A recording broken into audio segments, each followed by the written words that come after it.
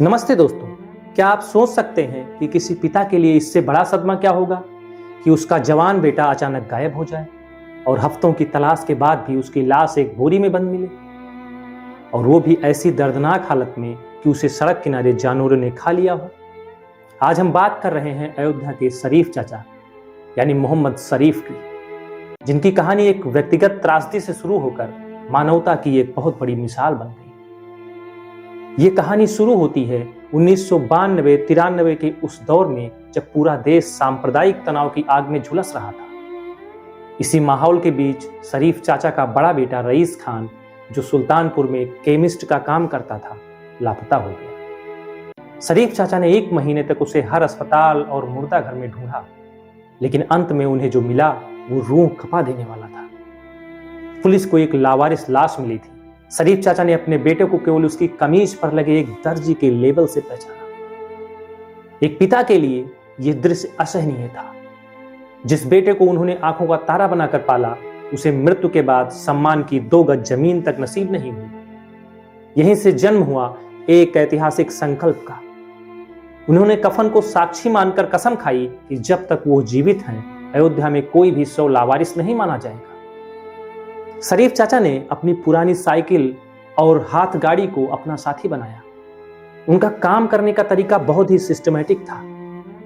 वो रोज थानों और अस्पतालों के चक्कर लगाते थे। नियम यह था कि अगर 72 घंटों तक किसी शव की पहचान नहीं होती तो प्रशासन उसे शरीफ चाचा को सौंप देता था। पिछले 30 सालों में उन्होंने 25,000 से भी ज्यादा अनजान लोगों का अंतिम संस्कार किया। इसमें सबसे बड़ी बात थी उनका इंसानियत का धर्म।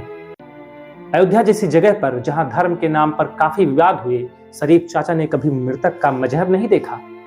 अगर लाश हिंदू की होती तो वो सरयू नदी के किनारे पूरे वैदिक रीति रिवाज से दाह संस्कार करते, और अगर मुस्लिम की होती तो रिकाबगंज के कब्रिस्तान में उसे दफन करते। शुरुआत में लोग उन्हें पागल कहकर चिढ़ाते थे, क्योंकि वो दिन रात लाशों के बीच रहते थे। लेकिन शरीफ चाचा के लिए वो सिर्फ अनजान शरीर नहीं थे, बल्कि उनके अपने बच्चे थे जिन्हें वो गरिमा देना चाहते थे, जो उनके अपने बेटे को नहीं मिल पाई थी। लेकिन दोस्तों, असली कहानी तो यहां से शुरू होती है। साल 2020 में भारत सरकार ने शरीफ चाचा के इस निस्वार्थ काम को पहचाना और उन्हें देश के चौथे सबसे बड़े नागरिक सम्मान पद्मश्री देने की घोषणा की।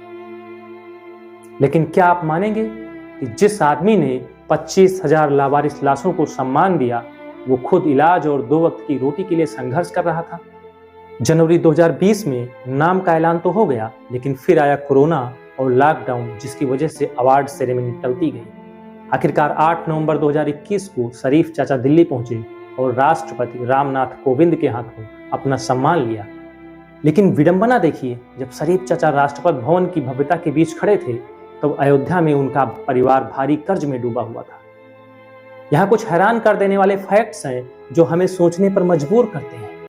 शरीफ चाचा का 15 सदस्यों वाला बड़ा परिवार अयोध्या के एक छोटे से जर्जर किराए के मकान में रहने को मजबूर है। 80 साल से ज्यादा की उम्र में उन्हें किडनी, लीवर और पेट की गंभीर बीमारियों ने घेर लिया।